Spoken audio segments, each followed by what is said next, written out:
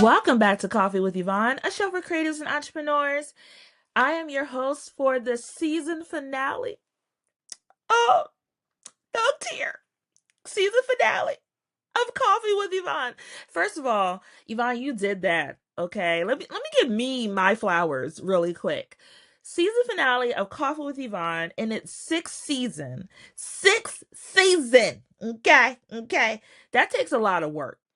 Each week, I come on this podcast, whether video or audio, however you're listening to the show, and I give marketing magic breakdowns or interviews from creators and entrepreneurs who are changing the game in their industry. Do you know how much work that is? Do you know how much work that is? The editing, the filming, the planning, darling, that it takes. But that's not why we're here. We are here for our last marketing magic episode of the season. And on this week's episode, we're going to be talking about flying in style, the Brandon Blackwood effect, sisterhood in style. I kind of like to use that word for the stories this week. The strategy behind Under Armour's cultural collab, and then Osep Ramen's soulful strategy. So grab your coffee and let's chat. And for the season finale episode, I'm not even going to lie to you. There's no coffee in here. There's simply orange. Let me get myself together. It's not simply orange. There's simply strawberry lemonade juice in this cup. Because at the time of me recording this episode, it is roughly 4:30 in the evening on Monday, the week the show is slated to come out. And I'm not gonna lie to you that I didn't have time, okay, to put coffee in my cup. So I'm so sorry. But more importantly, the show, the season finale, all the things, but more importantly is Juneteenth. That is today when the show is dropping. And if you have never heard of Juneteenth, let me tell you something right now. Juneteenth is a day that honors Black freedom, resilience, and the ongoing fight for justice. If you did not know, Juneteenth was commemorated on June 19th, 1865, when enslaved people in Galveston, Texas finally learned that they were indeed free. 2 years after the Emancipation Proclamation was signed, let me tell you something about a group chat that did not go through with that. All right. I mean, think about our ancestors. Can we get into this real quick before we get into the topics at hand? Think about our ancestors out there who have given all this free labor to build this here country, finally getting free. And the news didn't trickle down till 2 years later, squeeze me. Woo! More importantly, Juneteenth is our celebration of freedom here in the United States. While we acknowledge July 4th, Juneteenth has significant and cultural impact for us as African Americans.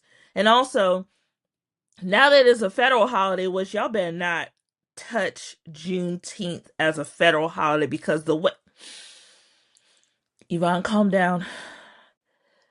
Juneteenth being a federal holiday recognizes not just our contribution here as Americans in the United States, but also our contribution to the thread of who the United States has evolved and continues to become. And also it shows how much further we have to go, because that holiday did not give us a chance. It gave us a chance, essentially, to have our freedom after we were stolen from Africa. But more importantly, it gave us a chance to set a foundation for the next generations to come. However, as far and as much progress as we have made, we still have so much farther to go in the 400 plus year gap that has been set ahead of us for others. So, on Coffee with Yvonne, my platform, my Black-owned platform, I will always acknowledge the work and the continued work of African Americans in this country and celebration of Juneteenth and our brilliance and resilience of our history. Period. Okay, let's get back to business, shall we? In our first segment, we're going to talk about our boy Brandon Blackwood. If you do not know, I love me some Brandon. If you see the little boxes behind me, that's Brandon. That's Brandon too. And the ones up top are also Brandon, because we support the Brandon Blackwood and other Black designers who are putting in the work for their originality and creativity. So our boy Brandon, aka our cousin, he's doing the things out here in these streets, y'all. We're just so proud of him. Outside of the gorgeous handbags he creates, darling. If you ever want to buy a Brandon Blackwood handbag, I recommend strongly. Let me put my coffee down. There ain't no coffee in here, as y'all know it. If you ever want to buy a Brandon Blackwood bag, my personal favorite is the black. It's like a cute little mini tote, black tote with the bamboo detail on the outside. Ma'am, when I tell you I get compliments on that bag, and it has a matching card wallet. Yes, ma'am. Yes, ma'am, it surely does. When I pull up to brunch or whatever function, I just break out that little Brandon Blackwood. She just needs her own little strut when she walk into the room, okay? I love Brandon and I love his work, and I love the fact that he is collaborating with American Airlines. So I pulled this from American Airlines press room and pulling the excerpt from the source. If you see me looking down at my screen, by the way, there's a reason. I bring notes to the conversation. In fact, we might as well just break the third wall. Here it is. Here's my little tablets, my iPad that has all the notes. You see the notes? Look at the notes. Look at the preparation it takes to bring you the show each week. Those are my notes. Okay, back to the show. So to pull an excerpt from the source, the ultimate ready-to-wear accessory, Blackwood's amenity kits, will be available on select American flights beginning later this month. Through early September, premium cabin customers on American international and select transcontinental flights will be greeted by a complimentary, darling, Blackwood designed amenity kit at their seat. On this collaboration, Brandon Blackwood shared, when this opportunity with American Airlines first arose, I knew I wanted to create designs that were familiar to my brand and could be repurposed as soon as the plane lands. I know that's right. I traveled a lot growing up and used a lot of that inspiration in my designs, so it feels like a full circle moment. Seeing my bags in flight and bringing innovation and creativity together. Brandon, you get your coins, boo. Get your coins. You better diversify that portfolio. So let's get into those marketing takeaways, shall we? First up, let's talk about co-branding with cultural credibility. This partnership is more than just a brand collab. It is a strategic alignment with a designer who holds cultural capital, because again, we love Brandon. We love him. Who holds cultural capital and resonates deeply with a younger, diverse, and fashion-savvy consumers. Blackwood's personal story, him rising as like an independent Black designer, which is very hard to do, and his design ethos by creating bold, intentional, stylish, and inclusive designs, it reflects values that many travelers care about today. So let's think about this. By Brandon Blackwood leveraging his cultural clout to modernize the image of American Airlines, because truth be told, a lot of companies right now are struggling to align with younger customers, specifically Gen Z. They done forgot about us millennials, y'all. We're not the focal point anymore. They're no longer blaming us for buying avocado toast instead of houses. They moved on to Gen Z. Thinking about like American Airlines, considering that the airline market has remained competitive, right? You know, you have people like Delta, who's always upgrading their fleets and experiences for Delta members. You have Air Emirates, who's creating luxurious experiences for travel. And the airline space itself, people have so many choices now that you have to give people almost an incentive to book with you, whether that's great deals, offerings, or places that you fly to. Or in this case, when it comes to premium members, having that special amenity kit. You know, when you fly in a business or first class, which I haven't experienced that yet, I have on Southwest, but does that count? I don't know. But I was boarding Group A. That was really nice. But companies like American Airlines are really leaning into the premium travel experience because they want to know that when you choose them, you're getting a value for your dollar. And having these amenity kits by leveraging Brandon Blackwood's popularity can help to amplify that. Also, let's talk about diversity, equity, inclusion through design. It's not just about creating inclusivity through language, but creating inclusivity through practice.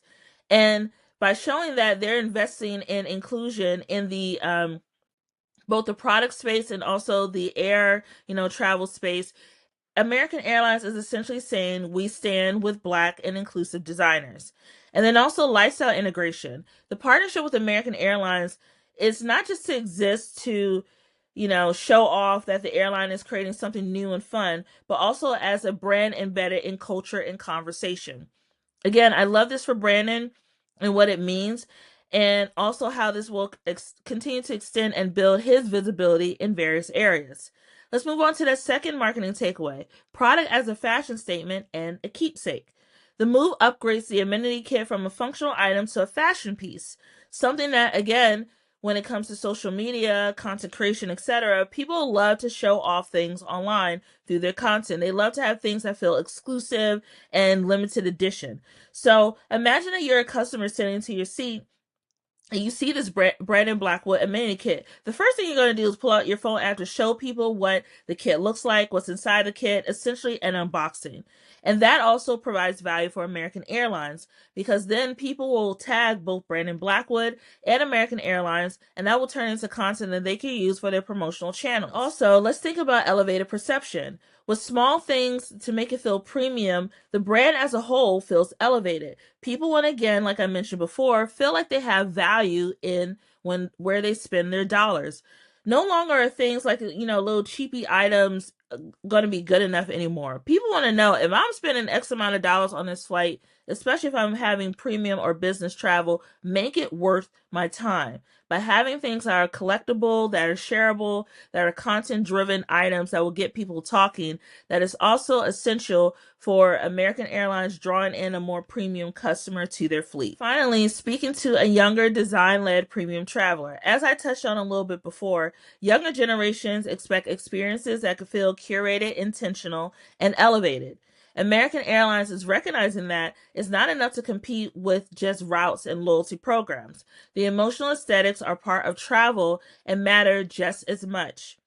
So that will tie into pulling in, again, that Gen Z audience. Gen Z is not brand loyal to anyone. They kind of do their own thing. But now Gen Z is entering the market as consumers and buyers. Before, they were mainly going off of, what their parents bought them or what brands they were familiar with because their parents purchased it for them.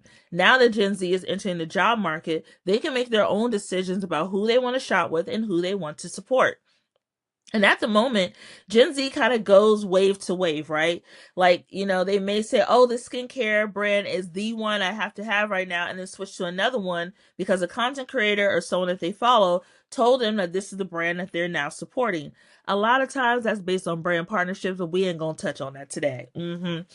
But essentially, Gen Z has not nailed down in a lot of markets who they want to be brand loyal to. For millennials, a lot of us have already decided who we're brand loyal to, and that was mainly influenced by our parents. We use certain brands and products because our parents use certain brands and products. For me, as an adult, I am very brand loyal to the brands that are loyal to me. More so brands that align with my culture and my values. Gen Z is very similar.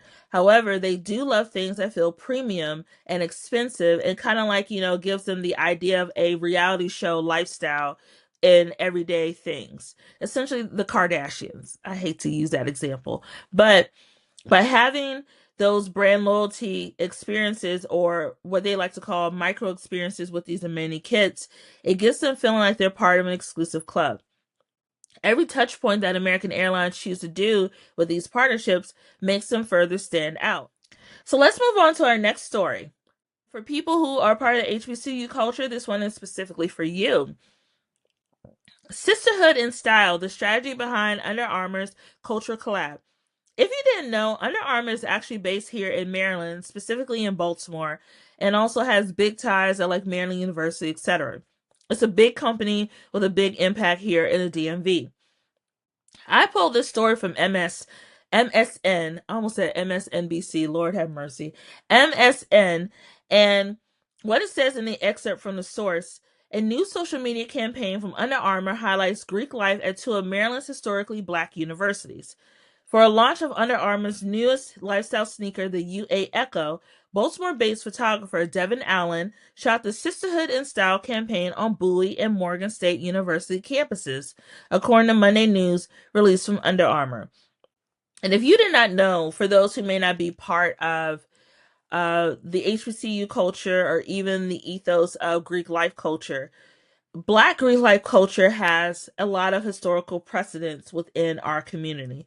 Essentially, if we want to take it back, how we tied in Juneteenth at the beginning of this episode, post Reconstruction, newly freed people who were enslaved hit the ground running, essentially, with creating and building opportunities for our community.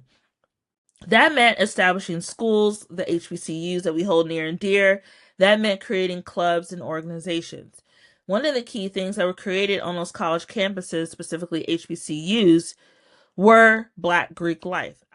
All of those fraternities and sororities came out of the higher education landscape of collegiate, of people come together for higher education, whether they were there to study at like an agricultural based university, which was the few opportunities we had at the time, was to go into the agricultural and educational space. But more importantly, Greek life itself has historical significance for a lot of us in the Black community. Even if you're not part of a Black fraternity or sorority, you know of someone who is a very proud member of the sorority and fraternity they chose to align with. And more importantly, recognizing that as part of our culture is important to a lot of us, because Black fraternities and sororities essentially help to fuel the needed change within our community. So let's get into our marketing takeaways. Let's talk about cultural co-creation and a campaign built just for community.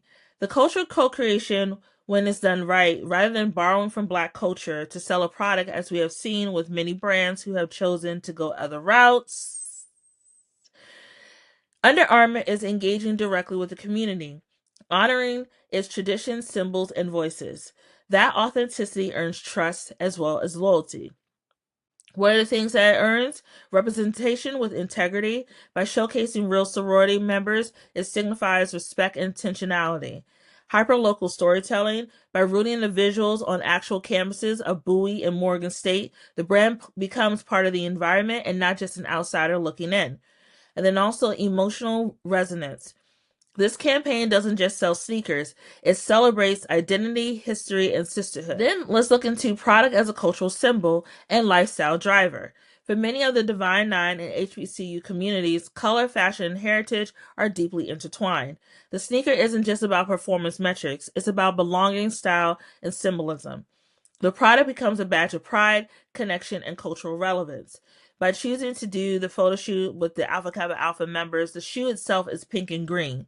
A lot of us who are within the Black community and cultural space understand the significance of those two colors together. And we oftentimes avoid wearing those two colors together to not be mistaken as being part of that fraternity and sorority. While we do not have to do that, it's also our way of symbolizing respect and recognition of those members for that organization. So thinking about it even further, we have to include things like emotional product positioning, knowing that the Echo is not just a sneaker, it's a celebration of identity. Then think about things like social media, right? Can you imagine the number of members who are going to be so excited to show off their pink and green sneaker on their social media? That is user-generated content Under Armour can then use to repackage back into promotion of the sneaker. And then also aspirational edge. Even though it's priced at $150, this creates a perceived value and a distinction in the crowded sneaker market. It's slightly more elevated in price and position, but not too elevated where it seems unattainable. Finally, let's look at strategic community engagement and legacy building. In a time when many companies are being called out for performative diversity again, Under Armour is playing the long game. They're showing up with things like scholarships, partnerships, and continued presence, embedding their brand in student experience and alumni legacy. Think about it even further. From marketing to movement, it's not just a one-off partnership or just something that they can say they check the box for. They're building a campaign ecosystem that will further support and drive the messaging and purpose. Then also having loyalty by lived experience, students will remember Under Armour as a brand that showed up not just to sell, but to serve. And then finally, about brand advocacy, today's students are tomorrow's leaders. They're the professionals, the creatives of tomorrow. Under Armour is getting in early by investing in the community and also making sure that they know that the brand exists. And a lot of times, Black people are brand loyal. When you're loyal to us, we're loyal to you. There's a reason why we wear certain brands. There's a reason why we support certain artists, certain creatives, etc. When you show that you are going to show up for us, we show our loyalty to you. Okay, in our final story, I wanted to mix it up a little bit, to highlight a small business owner who is changing the game in the food market. So let's talk about Osep Ramen's Soulful strategy. And I'm not a big ramen girly. I'm not gonna cap you though. I do still like those top ramen, the beef flavor noodles, but they're high in sodium and we're grown now, so we can't really eat that. You know what I'm saying?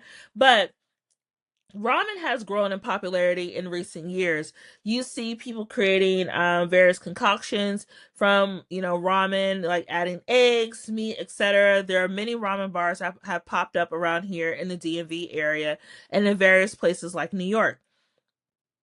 So to pull from the article, which I got from Black Enterprise, Jordan Williams, the founder and CEO of Osep Ramen, a Black-owned ramen company based in Newark, Delaware. It was founded in 2021. He began with a vision to create a truly unique and flavorful instant ramen experience that celebrates culinary excellence and innovation. Osep Ramen's surf and turf flavor features a carefully curated blend of rich and savory steak. Ooh, that sounds good. Combining a symphony of taste that elevates instant noodles. With a focus on never-before-seen and bold flavors, the brand aims to provide a quick meal and unforgettable dining experience. Okay, so let's talk about, in our first marketing takeaway, flavor innovation as a disruptive strategy. In a category dominated by low cost and predictable options, Osep is using product innovation to stand out. His approach taps into flavor, nostalgia, and elevated taste preferences, especially among millennial and Gen Z customers. Millennial and Gen Z customers, we love a good nostalgia thing. That's the reason why we're still watching Disney. We go to Disney a lot. And we also love watching throwback TV shows or things that bring in fond memories of our childhood.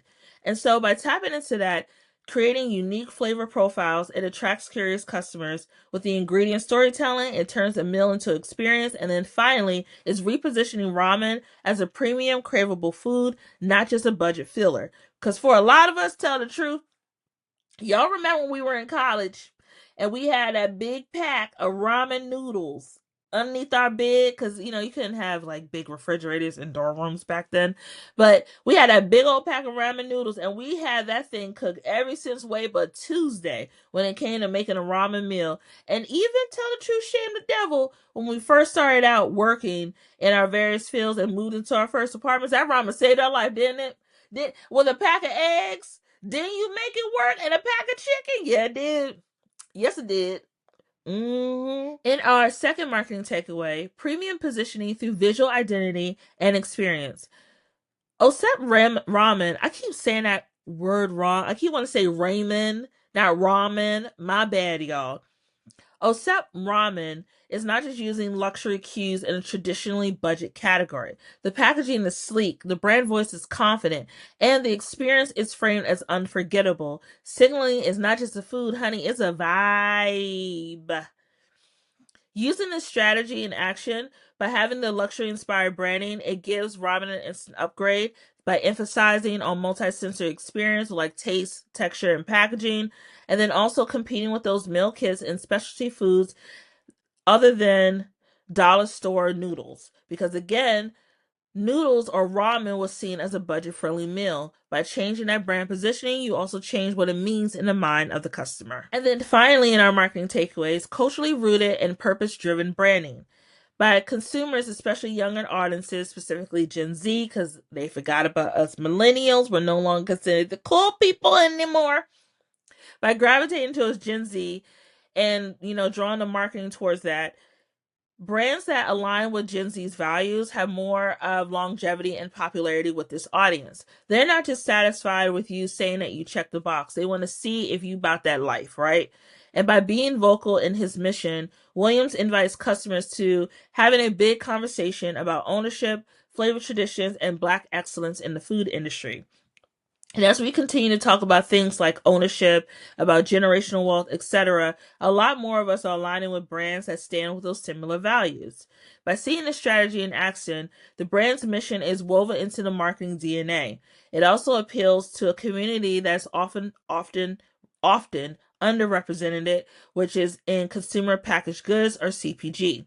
And then finally, it builds loyalty through authenticity and representation, not just in product features. And one last thing I want to add to note, the food market is very difficult to get into because it's a very crowded space. By him choosing to do ramen, to my knowledge, there's not a whole lot of brands that have ramen based products. So essentially, he's entering a market that has space for him to grow. And then also being Black owned, to my knowledge, again, I have not seen any Black owned ramen companies come out of the consumer packaged goods space. He has an opportunity to dominate this as other people have done in other niche markets, like we talked about in the last episode, Capital City Co. with Mumbo Sauce.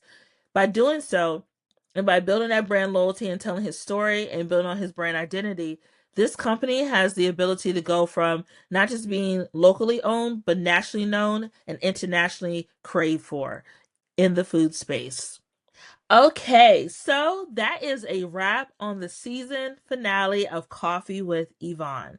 And I just want to thank all of you for listening to the little podcast I could every week. Whether you are listening on, audio content, watching on YouTube, or you're just catching the clips on social media. Every like, share, and subscribe means so much to me as a content creator who's building this platform brick by brick on her own. To every single person who has shared with me feedback, to the companies that have reached out to me, thanking me for covering their business on the show, to the 20 plus countries that listen to me worldwide. Hi, Italy! It is a pleasure for me to share this platform with you each and every week through authenticity, engagement, and also the thing that I love to talk about the most, marketing and creativity. I am so grateful to every guest that has joined me for coffee this season and in previous seasons, and I look forward to continuing my work post hiatus because I will be going on hiatus until early fall. And I just want to let you know that I pay attention to everything. I pay attention to the quality of the content I put out. I pay attention to how I show up on camera. And if you have noticed, this show has continued to evolve season over season. And I look forward to coming back next season even better, with even more purpose, with even more creatives who are changing the game in their industry. And it might be you that I interview for Coffee with Yvonne. So thank you so much for your time. Thank you for having coffee with me, even if the coffee's not real this week.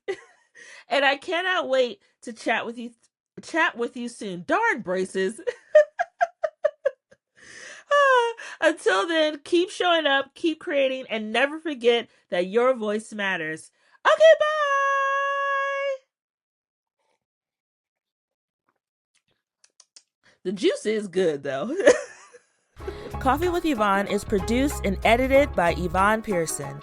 Coffee with Yvonne is created by Pink Dollhouse Marketing. You can catch the latest episodes by subscribing to Apple Podcasts or wherever you get your podcasts.